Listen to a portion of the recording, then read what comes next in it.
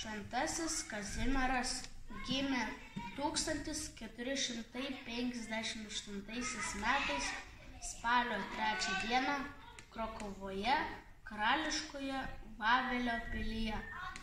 Tėvai Kazimieras IV Jogailaitis ir jo žmona Elžbieta.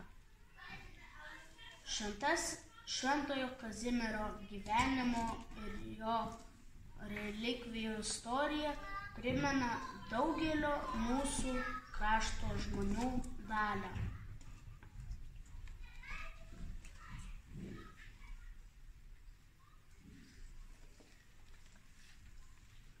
Lydimas nesėkmių kovose, nesuprastas bendraminčių, toks vienišas, sergantis, bet nepalūžęs, net ir po mirties, slapstytas nuo svetimšalių, mylimas, bet neretai ir užmirštamas.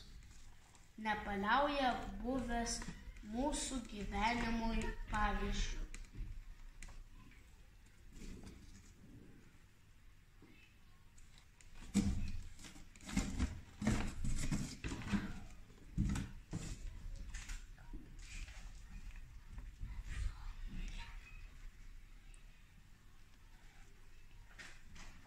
Mirė 1484 metais kovo 4.